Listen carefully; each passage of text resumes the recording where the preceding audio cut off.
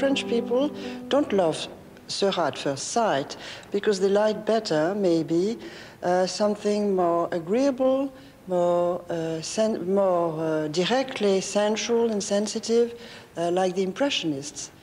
This is a rather superficial reason.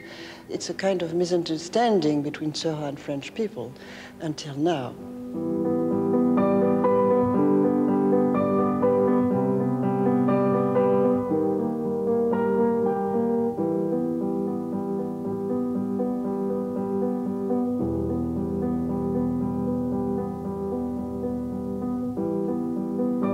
By and large, it has been foreigners, largely Americans, who have placed Seurat where he is in the history of the modern movement.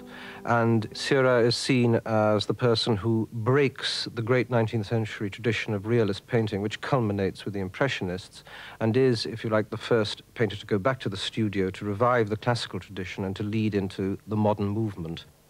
He had a theory of how paintings should be created, of how color, or to use the critical term of the time, luminosity, should be dealt with, and that it could be dealt with in the studio according to a formula, that everything could be ordered in advance. That is the way Seurat is viewed, as the sublime theorist of the new art. In Seurat's period, optical theory had developed to quite a high point of scientific understanding, and they understood how the primaries for light worked. And Seurat, therefore, was aiming to paint with light in a way by putting on these separate touches of color. He is aiming for optical fusion, the fact they come together in the eye, that they look brighter than if you mixed all these colors on the palette. He was trained in an academic tradition, and he never lost that. And the academic tradition relies upon the essence of the experience. And to extract the essence from what you see in front of you, you want to organize it, you want to understand how visual experience works.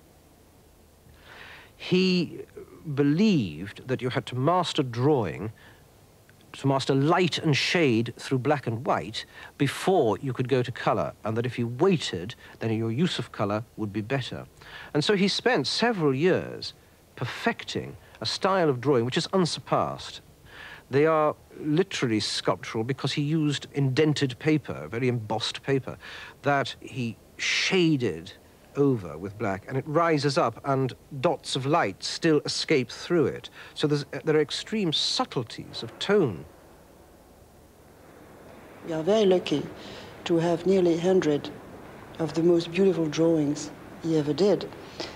And when you have looked at all of them, you realize that nearly everyone is a portrait of a loneliness. It's a lonely person. When there are more than one, they have no relationship together. It's very, very strange. He was indeed a very strange man. I have a strong suspicion that Seurat was probably an extremely uninteresting person. There isn't much to be gained from investigations of his personality. This attempt to project into him a sensitive, anxious, alienated person, I mean, let them do it. But I don't think that that is where the interest of the artworks lie.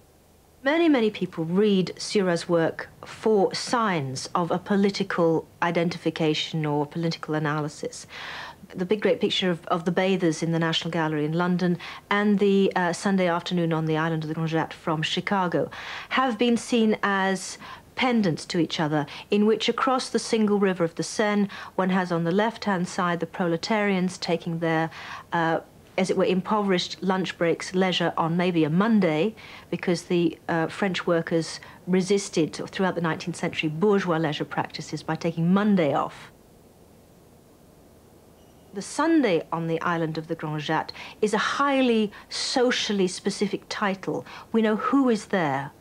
Some of the bourgeois are there, but it's also people like the clerks, the shop assistants, the people now with a bit of money to buy from the department stores the imitations of bourgeois costume, to engage in this ritualized performance of leisure.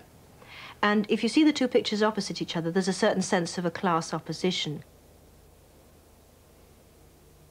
I think that 99% of what is written by either art historians or art critics, especially in this country, is absolutely, totally irrelevant to the great pictorial experiences themselves. It's perfectly true that Seurat needed to think that he was dealing with the bathers on the river by the Seine in order to paint that picture, which the reality of which, to our eyes, is a massive architectonic demonstration of purely abstract harmonies.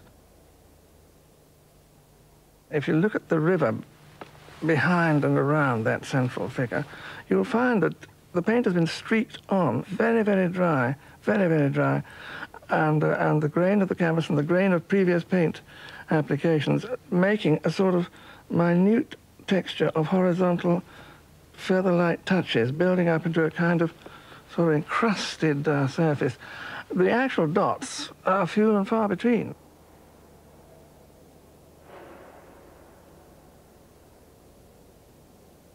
In La Grande Jatte, there's a lot of artificial construction, but equally there are studies after studies from nature.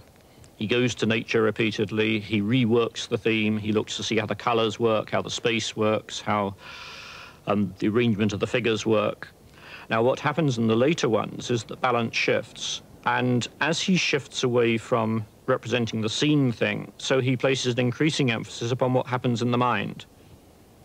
The later paintings work with a theory which at the time is called psychophysics. A number of people believed that you could understand aesthetic sensations on the basis of rational analysis of how the mind worked. You could almost apply mathematical systems to understanding how lines produced a certain effect of beauty, how colours worked, and so on.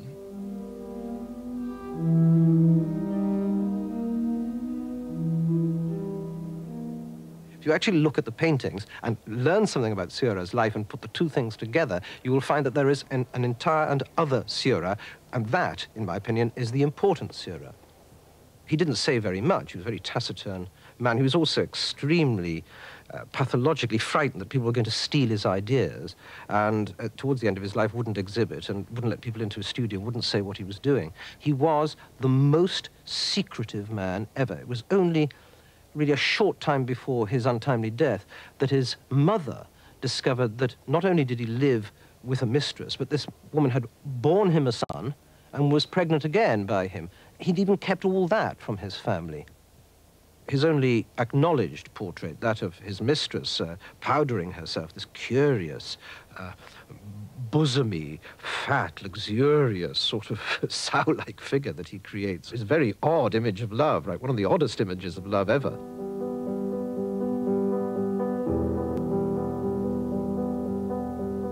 I think that the paintings of the harbours on the Channel coast, these wonderful airy paintings with huge expanses of minute dots and faint horizons and thin breakwaters and harbour walls. The dots somehow adjust themselves to these areas, which are defined really by verticals and horizontals, much more easily than they do to much more rounded shapes.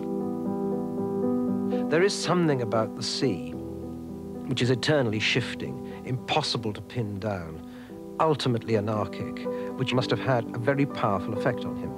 And it's certainly, he found it both disturbing and liberating.